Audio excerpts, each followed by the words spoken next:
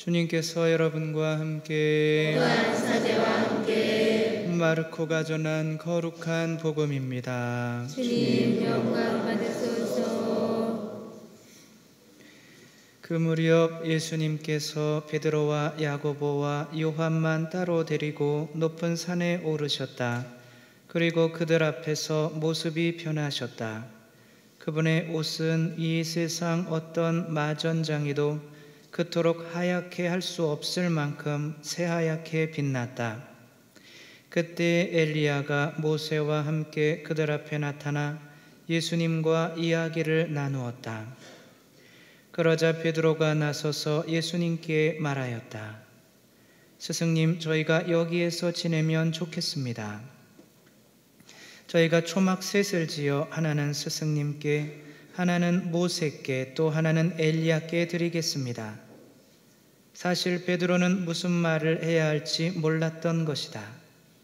제자들이 모두 겁에 질려 있었기 때문이다. 그때 구름이 일어 그들을 덮더니 그 구름 속에서 이는 내가 사랑하는 아들이니 너희는 그의 말을 들어라 하는 소리가 났다. 그 순간 그들이 둘러보자 더 이상 아무도 보이지 않고 예수님만 그들 곁에 계셨다. 그들이 산에서 내려올 때 예수님께서는 그들에게 사람의 아들이 죽은 이들 가운데에서 다시 살아날 때까지 지금 본 것을 아무에게도 말하지 말라고 분부하셨다. 그들은 이 말씀을 지켰다. 그러나 죽은 이들 가운데에서 다시 살아난다는 것이 무슨 뜻인지를 저희끼리 서로 물어보았다. 주님의 말씀입니다. 그리스도님 참여합니다. 전 예수님, 우리 아이가 달라졌어요. 그거 보셨죠? 우리 아이들 좀 달라지게 하고 싶죠? 우리 아이들이 달라졌어요. 보니까 아이들이 정말 말썽 부리는 아이들이 많더라고요. 음식도 먹지 않으려고 하고 자꾸 먹은 것도 뱉어내고 누구라? 민석인가? 폭력보이의 진실? 얼마 전에 하는 거 우연치 않게 TV에서 봤는데 걔는 이제 뭐 선생님도 유치원 애인데 남자애인데 애들도 막 물어뜯고 그냥 얘만 없었으면 유치원과 가정에서도 마찬가지죠. 얘만 없었으면 좀 살겠다고 하는 그런 어린이죠. 맨날 화만 내고 말도 제대로 못하고 말도 제대로 못하니까 엄마가 귀찮죠. 엄마가 밥하고 빨래할 때 얘가 막 와서 귀찮게 하니까 뭐를 줘요? 핸드폰, 스마트폰을 줘요. 스마트폰 아시죠? 네, 스마트폰을 주니까 이게 유치원인데 말도 제대로 못하는데 스마트폰은 귀신이에요. 막 이렇게 스마트폰만 있으면은 아무도 안 괴롭혀요. 그러니까 아버지도 일 갔다 오니까 피곤하죠. 근데 얘가 괴롭히니까 또 뭐를 줘요? 스마트폰을 주니까 얘는 또 스마트폰 가지고 놀면 아버지는 TV 보고 쉬고. 나중에 실험을 해봤어요. 아무 처음 본 사람한테 스마트폰을 주면서 이 아이를 한번 꼬셔보라고 길거리에서 이 아이 혼자 이렇게 내버려 놓고 스마트폰 보여줬더니 처음 보는 사람인데 그 사람 쫄래쫄래 이렇게 따라가더라고요. 얘는 지금 부모보다 뭐가 더 중요한 거예요? 그래서 이 아이가 잘못된지 알았더니 가만히 몇 번을 봤더니 아이들이 변하게 하려면 누구를 변화시켜야 돼요? 아유, 잘하시네요. 우리 아이들 정말 다 착하고 신앙 열심히 해요? 왜 대답을 안 하세요? 그러면 누가 변해야 돼요? 어쨌거나 아이들은 부모님 영향 받고 크게 돼 있는 겁니다. 이게 인정하기 싫은 슬픈 현실이에요. 부모를 변하게 했더니 부모가 아이한테 관심을 안 써준 거죠. 귀찮으니까. 그러니까 아이가 엄마랑 대화할 기회도 없으니까 핸드폰만 가지고 놀다 보니까 이 말도 제대로 못하게 되고 말을 못하니까 친구들과 사귀지도 못하게 되고 짜증만 내고 화만 나고 그냥 스마트폰만 쥐어잡고 싶은 거예요. 사람은 태어날 때부터 외롭습니다. 사람이 태어날 때 엄마의 뱃속에서 나올 때 여러분들 다 기억나시죠? 엄마 뱃속에서 나올 때 머리가 이렇게 됐다가 뭐 이렇게 된다며 아까 다 기억나시죠? 내가 머리가 이렇게 됐다가 이렇게 태어난 거 기억이 나면 좋겠지만 우리는 기억이 안 납니다. 태어나고 보니까 내가 있는 거예요. 근데 내 주위에 보니까 나는 너무 약해요, 강해요? 약하죠. 불안한 거예요. 너무너무 불안해서 나를 좀 보호해 줄 사람이 필요한데 엄마하고 아빠라는 사람이 있는 거예요. 아이들은 이 사람들이 나를 보호해 줄 사람인지를 끊임없이 시험합니다. 그게 아이들이 부모를 괴롭히는 이유예요. 엄마 이거 해줘, 아빠 저거 해줘, 막 귀찮게 하죠. 그쵸? 그게 귀찮다고 너 저리 가서 놀아 이렇게 해버리면 아이는 어떻게 돼요? 불안하게 돼요. 붕 뜨게 됩니다. 지구가 우리가 지구에 있는 이게 지구가 이렇게 사람을 잡아당겨요. 그래서 우리가 땅에서 이렇게 누워 있다가 일어나기 힘든 이유가 지구가 자꾸 우리를 잡아당기기 때문인 거죠. 지구가 안 잡아당기면 우리는 우주 속으로 날아가죠.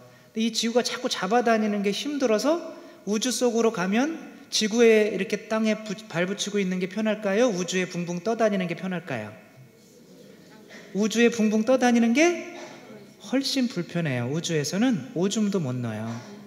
오줌 넣어도 다 어떻게 돼요? 날라와가지고 지 입으로 들어가고. 그런 거 못 봤어요? 무중력 상태. 우리가 땅에 발붙여 있는 게 너무 이 중력 때문에 힘들기는 하지만 그래서 우주에 붕붕 뜨는 것과 같은 거예요. 아이들이 부모로부터 사랑을 못 받으면 우주에서 붕붕 뜨면 너무 불안하고 외롭기 때문에 떠다니는 무언가라도 좀 잡고 싶은 거예요. 그게 핸드폰이 될 수도 있고 게임이 될 수도 있고 친구들이 될 수도 있고 여자아이가 될 수도 있고 뭐 아무튼 다른 것들에 너무 집착하는 아이들이 되는 이유는 바로 부모님들이 나는 너의 부모다 이런 마음을 주지 않아서 그렇습니다. 너무 외롭기 때문에 아이가 이제는 부모로부터 이제 그거를 내가 이 정말 불안하잖아. 이 불안한 마음을 달래줄 수 있는 건 유일하게 핸드폰밖에 없는 거예요. 그러니까 부모가 관심을 많이 써주니까 이 아이가 핸드폰도 안 찾게 되고 아이들과도 사이좋게 지내게 되고 아이가 180도로 확 바뀌게 되는 거죠. 우리는 이렇게 태어날 때부터 불안해요. 사실은 이 애기들은 애기들 불안하죠. 저는 애기 못 안아요. 애기를 어떻게 안아야 될지 모르겠어요. 애기 안 오면 막 불안해요. 근데 그럼 저희한테 애기가 갑자기 신부님 우리 애기 좀 안아주세요. 이게 제일 무서워요. 저는 어떻게 해야 될지 모르요. 근데 애기가 막 울잖아요. 그쵸? 그럼 그 아이를 엄마가 받아가지고 엄마가 이렇게 품에 안고 뭐 이렇게 하면은 목소리 좀 들려주고 그러면 애기가 울음을 금방 그치죠. 10달 동안 뱃속에서 엄마 심장 소리 들었죠. 그 엄마 체온 또 엄마의 목소리 뱃속에 있을 때부터 계속 들은 거예요. 그러니까 엄마가 이렇게 있어줘야 마음이 편안해지는 겁니다. 사람은 기본적으로 이렇게 불안해요. 이게 유아기 때 이분이 나의 부모님이다 이거를 못 느끼면 아이들이 욕구불만 항상 불안함으로 이거를 극복하지 못한 애들이 나중에 뭐가 되냐면 마마보이 그런 거 알죠? 마마보이 대학을 가든지 취직 시험을 하든지 엄마 나 이 직장 들어가도 될까 안 될까 불안한 거예요. 나 혼자 살기가 불안한 거예요. 근데 이제 이런 게 이제 엄마가 이분이 나의 부모님이고 이분이 내가 이분으로부터 나와서 이분으로부터 다시 이분께로 돌아가는구나 이런 마음을 부모님이 있으면 이제는 어떤 누구도 두렵지 않아요. 애들도 뒤에 부모님 있으면 다 이겨요. 아무리 큰 사람도 그렇죠? 막 대들고 그러잖아요. 신부님한테도 막 대드는 애들이 있더라고요. 지들 뒤에 부모님 있다고. 그래서 아무튼 그렇게 있다가 또 다른 위기가 옵니다. 그게 어느 때예요? 사춘기 때예요. 가만히 봤는데 이분이 나의 부모님이고 나를 보호해주고 그래서 내가 안정감을 느꼈었는데 이제 몸이 커요. 누구보다 커져요. 부모님보다 커져요. 힘도 세져요. 이제 엄마 아빠를 내려보게 돼요. 그리고 더 똑똑해져요. 여러분들 미적분 하실 줄 아세요? 네. 그게 아무튼 미적분도 막 하고 그러니 이 부모님은 그게 뭔지도 몰라요. 지금 콩나물 그 100원 200원 깎기 바빠 죽겠어요. 그렇죠? 그런 부모님을 보면서 이분들이 과연 나를 보호해 줄 수 있는 사람인지 의문이 가게 됩니다. 이때 이 사춘기의 위기를 극복하지 못하면 또 다른 어떤 거에 집착하면서 살게 돼요. 너무 불안하니까 붕 뜬 상태가 되는 거죠. 그래서 이거는 복이에요. 정말 사춘기라는 거는 부모를 떠나지 않고서는, 오늘 강의에도 들었지만, 내가 독립을 하지 않고서는 온전한 인간이 될 수가 없습니다. 그래서 부모님은 아이들이랑 평생 있고 싶지만 아이들을 떠나보내서 아이들 인생을 살게 해야, 부모님들이 돌아가시면 아이들 어떻게 할 거예요? 그렇죠? 계속 아이들 감싸고 있다가 아이들은 어떻게 해야 될 바를 모르게 되는 거죠. 아이들 사춘기를 넘기게 해줘야 됩니다.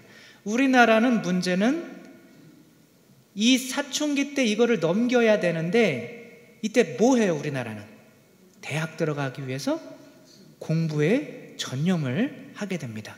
이게 우리나라 자살률 세계 1위로 몇 년 동안 계속 이어가게 만드는 가장 큰 원인입니다. 자살하는 거는 왜 자살해야 되는 거예요? 내가 왜 사는지 이유를 잘 모르는 거예요. 사춘기를 제대로 겪지 못한 거죠. 사춘기 때 이 부모님이 아니라 내가 부모님이 아니라 더 큰 존재 하느님으로부터 와서 하느님께로 돌아가야 되는구나, 이거를 깨닫지 못하기 때문에 이제 붕 뜬 상태가, 이제 부모님도 나를 이렇게 해주지 못하죠. 제가 고등학교 때 이거를 체험을 했습니다. 고등학교 때 수원으로 다녔는데 제가 막 어떤 애랑 싸울 뻔했어요. 근데 저는 송탄 사람이었고 다 친구들은 이제 수원 애들이었죠. 근데 다 저희가 친구라고 생각하고 모든 거를 준다고 생각했던 애들이 다 다른 애 편을 드는 거예요. 기분이 나빠요, 좋아요? 기분이 나쁜 거를 떠나서 세상에는 나 혼자뿐이구나, 이때 생각했던 거는 그럼 왜 부모님도 있는데, 그때는 부모님이 이미 사춘기 때는 없어요. 부모님이 나를 끝까지 보호해 줄 수 없다는 걸 이제 사춘기 때는 알아요. 이때 하느님을 찾지 않고 절대적인 존재를 찾지 않으면 그 외로움은 평생 갑니다. 이 외로움 때문에 나도 괴롭고 다른 사람을 괴롭히며 살 수밖에 없는 거예요. 그래서 이 외로움 때문에 너무 힘들어서 왜 살아야 되는지도 모르는데 아파트에서 떨어지고, 우리나라 자살률 10만 명당 31명 내지 32명 죽습니다. 지금 1시간에 2명씩 자살하고 있습니다. 거의 전쟁 수준이에요. 지금 미사하는 동안 어디에서 지금 아파트에서 2명 뛰어내리고 있어요. 우리나라 세계 1위입니다. 무슨 우리나라가 너무 경제가 힘들어서 그런 거 아니냐, 천만의 말씀입니다. 10만 명 중에 1명도 죽지 않는 나라가 있어요. 어느 나라인지 아세요? IT입니다. IT 얼마 전에 지진 나가지고 거기 지지리도 못 사는 나라잖아요. 그렇죠? 거기는 천주교 국가입니다. 천주교 국가면서 교육보다는 신앙을 더 강조하는 나라에서는 1명도 죽지 않습니다. 근데 나라가 발전하면서 아이들이 더 취직을 잘 시키기 위해서 대학에 들어가야 되기 때문에 종교적인 심성을 못 키우는 우리나라 같은 이 나라들이 많이 죽게 되는 거죠. 그리스, 지금 무디스에서 지금 제일 낮은 등급의 단계로 막 지금 총파업하고 난리예요. 그리스도 10만 명 중에 5명밖에 안 죽습니다. 이 사람들은 종교 심상이 강해요. 그래서 제가 그렇게 외로워할 때 친구가 한 명 그러더라고요. 너 천주교 믿잖아. 너랑 같이 예수님이 있잖아. 너무 당연한 얘기잖아요. 그렇죠? 그래, 나 믿어. 예수님 있는 거 누가 몰라? 근데 이거를 진짜 곰곰이 생각해 봤어요. 근데 알고 봤더니 내가 믿는 거는 믿지만 진짜 내가 지금 나와 함께 예수님이 계시다고 살아오지는 않았더라고요. 성당에 와서 예수님 믿어요 라고 했지만 일상생활하면서 항상 예수님이 나 따라다니고 나와 함께 있고 그런 걸 생각을 안 했던 거예요. 믿지를 않았던 거죠. 그래? 그러면 내가 예수님과 함께 있다 라고 항상 이렇게 생각해 보려고 했어요. 그럴 때 그 이후로는 외로움을 느껴본 적이 없습니다. 외롭지 않으니까 사람들을 안 괴롭히게 돼요. 사람 만날 때 내가 외로워가지고 내 외로움 채우려고 만나지가 않고, 안 괴롭히게 되니까 오히려 사람들이 어떻게 돼요? 다 나한테 오는 거죠. 왜냐하면 다 외로워요, 사람들은 기본적으로. 그래서 자기 외로움을 채워줄 수 있는 사람을 찾게 됩니다. 오늘 복음에서도 예수님이 뭐를 하는 거냐면 이 사춘기를 지금 겪고 있는 거예요. 오늘 예수님이 아버지한테 무슨 말을 들어요? 이는 내 사랑하는 아들이니. 이게 핵심이에요. 오늘 아들이니, 너는 내 아들이다. 이걸 아버지께서 이야기해 주시는 거예요. 나는 너를 사랑한다. 너는 나의 아들이다. 아, 내가 아버지의 아들이구나. 지금 예수님이 어디로 가시는 거냐면 예루살렘으로 올라가는 길이에요. 이제 며칠 있으면 십자가에 어떻게 해야 돼요? 지금 사순기가 아니라 이거 묵상하고 있는 거예요.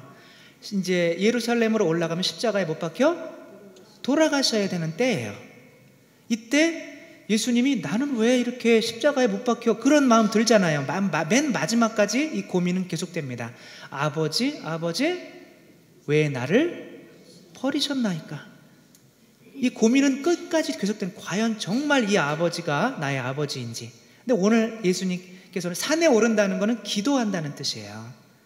아무도 없는 곳으로, 산꼭대기로 오르면 고요하고 하느님과 만날 수 있는 곳이, 이게 성경에서 산이 나오면 무조건 시나이산, 타볼산, 뭐 겟세마니, 그것도 동산이죠. 산은 다 기도하는 곳입니다. 기도하다 보니까 이제 하느님과 만나게 되는 거죠. 그래, 너 사랑한다. 그러니까 예수님이 내가 아버지께로부터 왔으니 다시 아버지께로 어떻게 해야 돼요? 돌아가야 되는구나. 이 성경에 나와요. 그 발을 씻어주시기 전에 아버지께로부터 와서 아버지께로 돌아가셔야 하시는 것을 아시고 제자들의 발을 씻겨주셨다고 그렇게 해요. 아무튼 예수님이 이제 정체성을 찾는 거죠. 사춘기를 벗어나시는 거죠. 그래? 근데 아버지께로 돌아가는 길이 뭐예요? 십자가예요. 어떻게 할 수가 없어요. 아버지가 원하는 뜻이 있잖아요. 그렇죠? 아버지한테 아이가 와가지고 아빠가 심부름 좀 해와라. 싫어. 발 닦아라. 싫어. 세수하라. 싫어. 다 싫다고 그러면 아버지가 그래도 계속 아이를 물론 사랑해야 되겠지만 사랑이 감소해요, 커져요? 당연히 아이가 말을 안 들으면 감소하겠죠. 그러니까 아버지께로 다시 돌아가는 길은 아버지가 원하는 일을 해야 돼요. 근데 아버지께서는 아들한테 뭐를 지우려고 그래요? 자꾸 십자가를 지우려고 그래요. 십자가. 이것 좀 해라, 저것 좀 해라.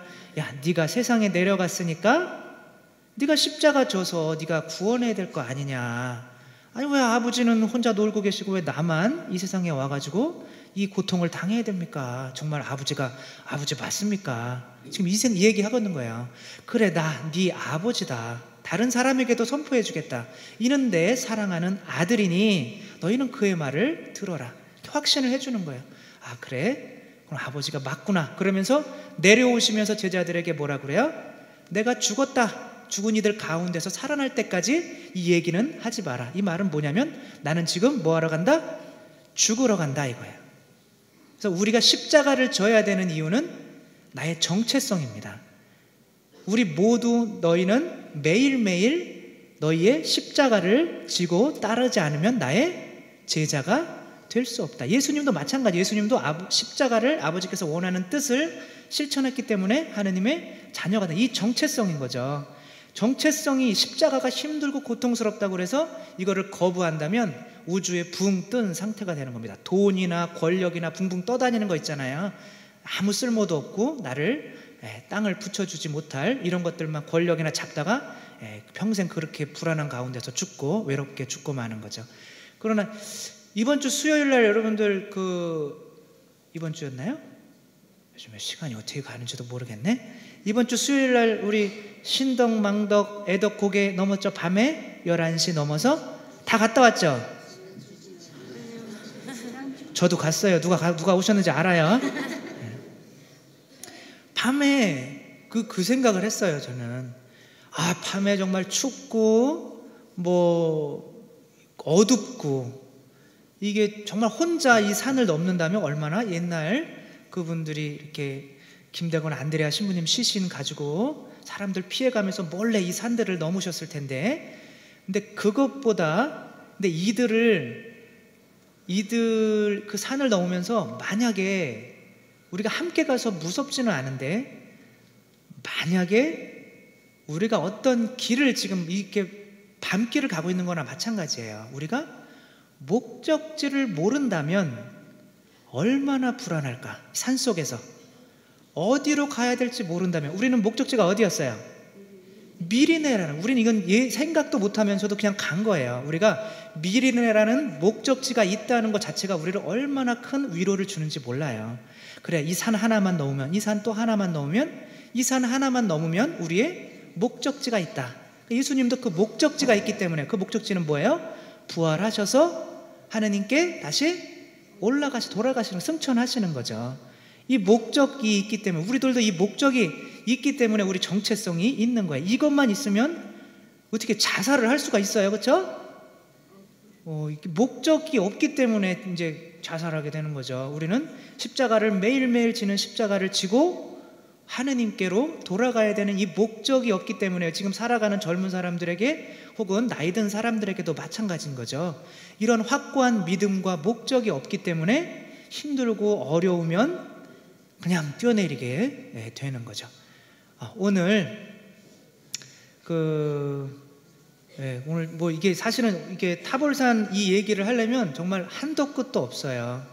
오늘 타볼산에서 나타났던 그 사람 2명이 있죠. 구약에 나왔던 사람 2명. 이 사람이 누구예요? 모세와 엘리야. 예? 모세와 엘리야. 모세와 엘리야. 집에 가서 한번 왜 하필 그 많은 사람들 중에 모세와 엘리야가 산에서 나타났을까 한번 묵상해 보세요. 정말 신기한 거를 발견하게 됩니다. 간단히 말씀드리자면, 지금 정체성을 찾고 있다고 그랬죠. 예수님도. 모세도 정체성이 있었어요, 없었어요? 처음에 모세는 40살까지 누구로 살았냐면 이집트인으로 살았습니다. 그러나 실제로는 어느 나라 사람이었어요? 이스라엘 사람이었어요. 이스라엘인을 주워서 이집트 공주가 키운 거예요. 이게 유아기 때 겪어야 되는 정체성이에요. 내 부모는 과연 누군지 알고 봤더니 그 40년, 이게 40년 동안 겪은 유아기 때 그거예요. 그래서 이제 나의 정체성을 찾아요. 나는 이스라엘 사람이다. 그래서 이스라엘인과 이집트인이 싸우고 있는데 누구를 도와줘요? 이스라엘 사람을 도와줘. 이집트 사람을 죽여요. 근데 사춘기가 찾아와요. 이제 이스라엘 사람들한테 갔더니 이스라엘 사람들이 싸우고 있어요. 그래서 너희는 왜 싸우냐 그랬더니 네가 뭔데 우리 일에 간섭이냐. 근데 부모님이 이런 소리를 하는 거죠. 이스라엘이 나의 부모는 끝까지 나를 책임져 줄 사람들은 아닌가 보다. 그래서 40년 동안 사춘기가 계속됩니다. 그러나 시나이 산에서 누구를 만나요? 하느님을 만나죠. 불붙은 떨기나무에서 나는 너의 하느님이다. 이게 하느님을 만나지 않으면 자살하게 된다니까요. 하느님을 만나서 너는 이제 이스라엘 땅으로 이 십자가를 지라는 거예요. 이집트 땅으로 다시 들어가서 이스라엘인들을 구해서 가나안 땅까지 데려가라. 이게 뭐 하라는 거예요? 우리들한테 선교하라는 겁니다. 한마디로 얘기하면 선교가 십자가예요. 선교하지 않으면 사랑하지 않는 거고, 사랑하지 않으면 어떤 십자가도 지지 않는 겁니다. 이 선교를 하기 시작할 때 그때 이 마지막 40년 120살 살았어요. 40년 살고 또 40년 80살에 하느님을 만나서 마지막 40년 동안 이스라엘인들이 이 광야에서 이끄는 일을 합니다. 이게 정체성을 똑같이 찾은 거예요. 나도 그렇게 했으니까 지금 당신이 이제는 이집트로 들어갈 때입니다. 이렇게 얘기하고 있는 거죠. 엘리야도 마찬가지죠. 엘리야도 아합 왕과 이세벨이라고 하는 그 부인이 이제 바알 신을 섬기는 사람이었죠. 그래서 이스라엘 그 사람들 중에 하느님을 믿는 예언자는 다 죽였어요. 마지막 살아남은 사람이 누구예요? 엘리야죠. 엘리야가 어떻게 해요? 도망가야죠. 나는 싫습니다. 나는 죽어서는 안 되는 거죠.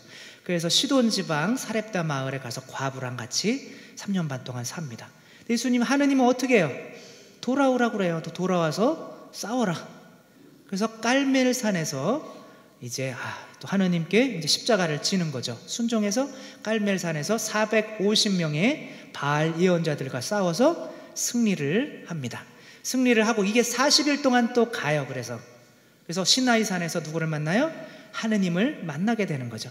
이제 당신이 깔멜산에 올라서 이 세상에 있는 우상들과 싸워서 이겨야 될 때입니다. 예수님이 십자가에서 뭐라고 그래요? 내가 세상을 이겼다. 이 십자가는 싸움인 거예요. 우리가 이겨야 되는 겁니다.